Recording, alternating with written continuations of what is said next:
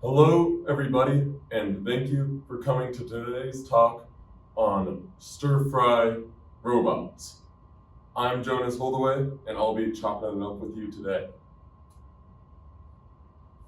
So, we will start by discussing the physics of stir-frying, modeling the motion of the wok, modeling the motion of the food within the wok, and considering how those two affect one another. Then we're going to talk about some of the early robots that were designed for stir frying and move on to section 3, where we'll talk about some of the more modern developments and how stir fry robots have become widespread commercially.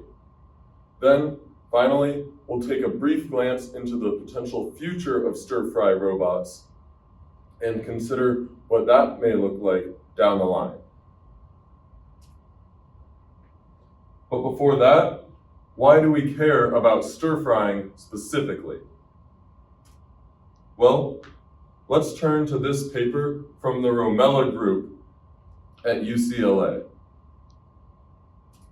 Their goal was to devise a cooking robot that was able to produce a variety of cuisines and dishes with minimal degrees of freedom. And they came up with a robot with 1 rotational degree of freedom in the torso and 5 degrees of freedom in each arm. And you can see they identified a number of tasks like cutting, stir frying, mixing, pan motion. And out of all the tasks they identified, it was stir frying that requires the greatest number of degrees of freedom. And why is that? The complex motion of stir frying is at the heart of the technique. Stir frying requires, first of all, a pan that is extremely hot, up to 1,000 degrees, and it requires the chef to not only move the pan laterally and longitudinally, but a rocking seesaw motion that causes the contents, such as fried rice or other stir-fry dishes, to jump around the pan, such that you singe the outside of the food to produce wok hei without burning the food itself. And that complex motion is much more challenging than many other motions within the robotic cooking space. So, all that said, it's stir frying that serves as the driving case for a general cooking robot and as one of the greatest challenges for a specialized cooking robot. Now, let's chat about the physics of stir frying itself. Firstly, one of the most advanced papers in this area is from a team at Georgia Tech who researched the physics of frying rice specifically. And breaking that down further, what this Georgia Tech team did was they filmed a number of expert chefs who specialize in stir frying, and they analyzed that video, tracking the wok movement that they used. Then they produced a kinematic model of the wok and a model for the rice. Moving on, they analyzed the specific kinematics that the chefs used in order to optimally stir fry their dishes. And then after that, they used a simulation to model all of the possible ways that you can stir fry and consider what factors are at play there. So you can see here in this video how the expert chefs are stir frying the rice, and you'll notice on the right-hand side that the wok at fixed points is tracing out ellipses, which is how these chefs produce the turning over motion of the food within the wok.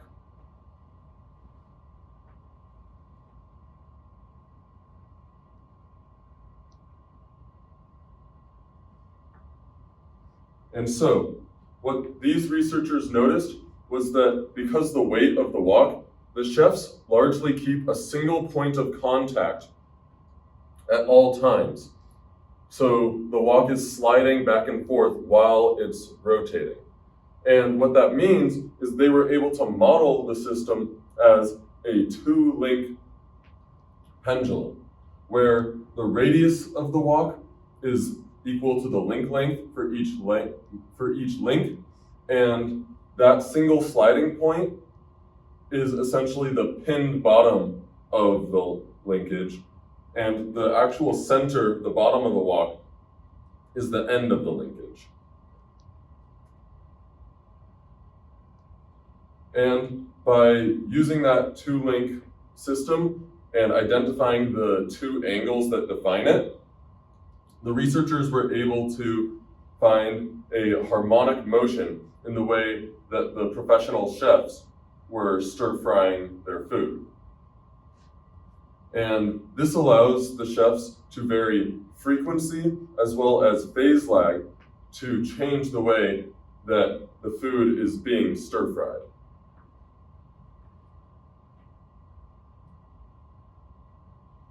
Right here, you can see a simulation of this exact process, and you can see how the phase lag is taking effect.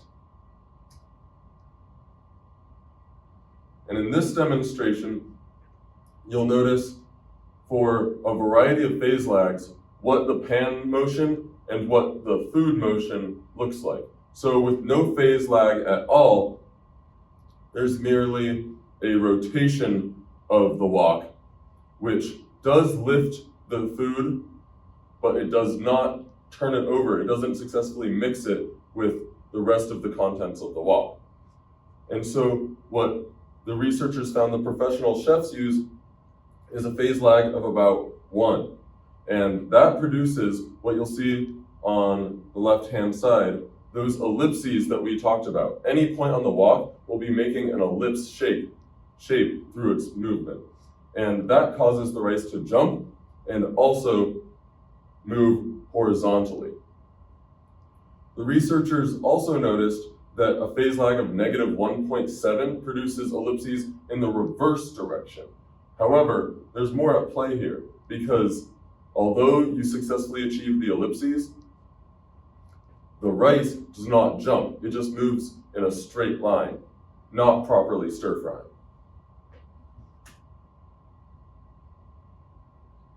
And so, through this analysis, the researchers created a model in which all the possible stir-frying options were analyzed, and each grain of rice was analyzed with 3 parameters. First of all, P, the proportion of the food within the wok, in this case the rice, the proportion of the rice going airborne is defined by P.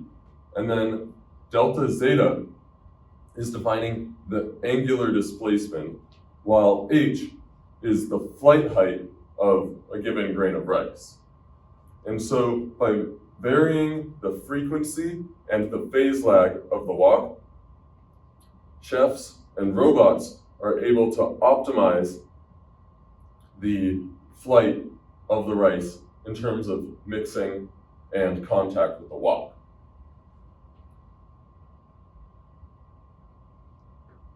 In addition, this team from HIT did extensive research on numerical simulations, in which they, right here, found a successful discrete element method to characterize the contents of the wok,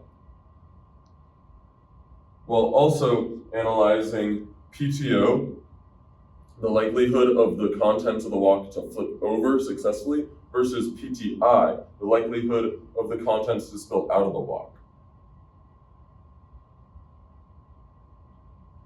This same team, in another paper, explored the dynamics of the wok in order to consider the torques that will be at play for a stir-fry robot. And you can see in this plot what their torques were for a sample robot at each joint. And now, with that science in mind, let's take a look at some of the early inventions in stir-frying robotics. First of all, Roger Chapin in 1983 invented the first stir-frying robot. You can see it's quite complex with an ingredient feed system, temperature, timing, but it only has a single degree of freedom for stirring. So it's not recreating the actual seesaw motion that we just discussed. That said, this invention was created before any sort of Chinese fast food had truly become widespread. And so the invention of the stir-frying robot led to many interesting thoughts about what the future of Chinese cuisine might look like. Now, moving on, we have this patent from Fang in 2003, which has a larger enclosed cooking chamber and a stirring mechanism within. Once again, that's just 1 degree of freedom, so it's not recreating the seesaw. Moving on though, in 2006, Wang invented a stir-frying robot that is one of the earliest examples of a non-prehensile system, where instead of using a stirrer, the actual food vessel is moved. It can rotate, vibrate, swing, and this is much closer to the seesawing wok motion that we're after.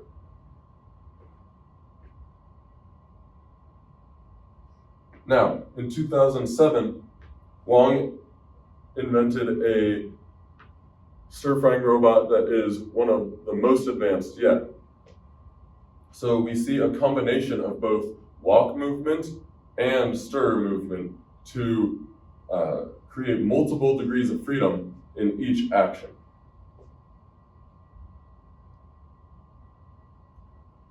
Now, while these were all US patents that we just covered, at the same time, a team in China was developing this groundbreaking publication. They developed what they called the AIC, with sponsorship from Pansum Technologies. And right here, you'll see a variety of devices that Pansum now sells today. And so it was that exact paper that formed the foundation of modern stir-fry robots. So what Pansum now offers is quite similar to what many other companies offer and has become widespread in Chinese cuisine. Another example, a Japanese company, TechMagic, that offers similar devices. Another Chinese company, BotWok, that sells not only the large drum-based AIC type robot that we saw Pansum develop, but also this single wok robot that is more functional for, say, a small business. And so keep that single wok design in mind.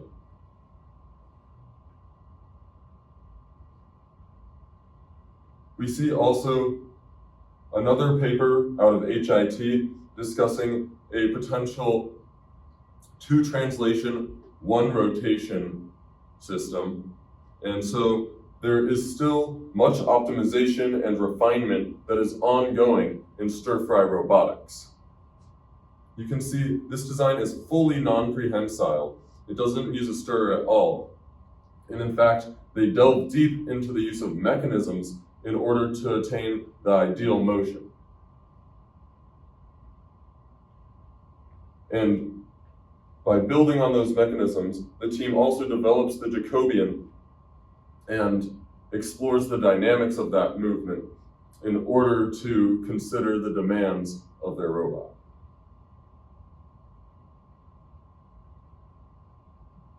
In this paper by Wang and others, the team presents a criticism of modern stir-fry robots in their inefficiency due to the fact that most stir-fry robots create singular, discrete meals, whereas what Wong's team proposes is a continuous system in which the stir-fry is fed through a conveyor belt and is continually mixed using a drive shaft. And so this allowed their team to increase optimization, but of course, they're not achieving the seesaw motion that is most closely associated with expert stir-fry.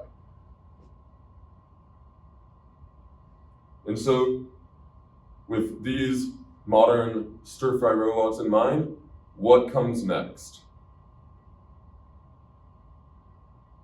Well, this team at the Chinese University of Hong Kong is currently exploring the possibility of using two cobot-style robotic arms to move the wok and stir in tandem. And so this could introduce a new aspect into stir-fry robotics in which non-specialized robots are able to achieve expert results.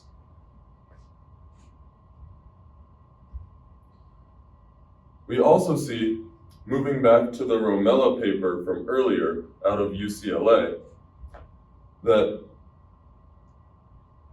there is the possibility of general cooking robots. As opposed to a highly specialized robot for stir-fry, it's possible that in the future we'll see more generalized robots that are able to create a number of dishes and cuisines. And what you can see here is that there are many different attachments that the Romella robot is able to connect with in order to remain modular and flexible.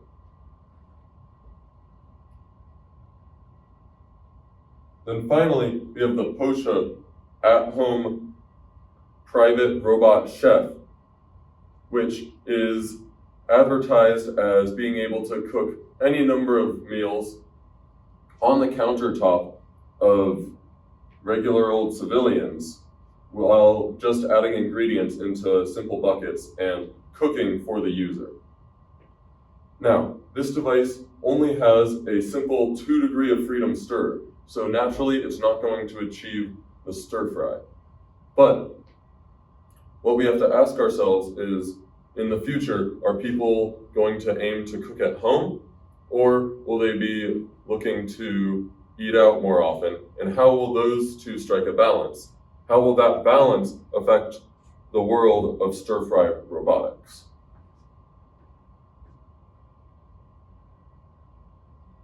So, let's wrap this thing up. In all, these various designs that we've looked at and the progression of stir-fry robotics presents trade-offs. We see that by adding degrees of freedom, we're able to achieve the true seesaw motion that chefs use to properly stir-fry a dish.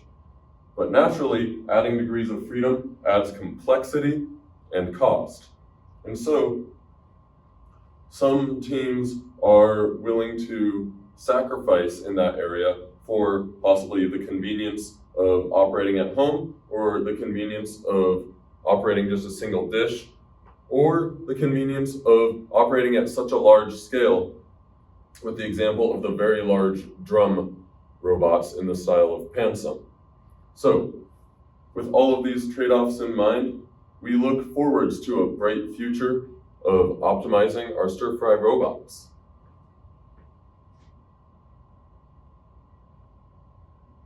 Thank you so much for your time. Here are additional sources for you to delve deeper. And with all that said, fry on.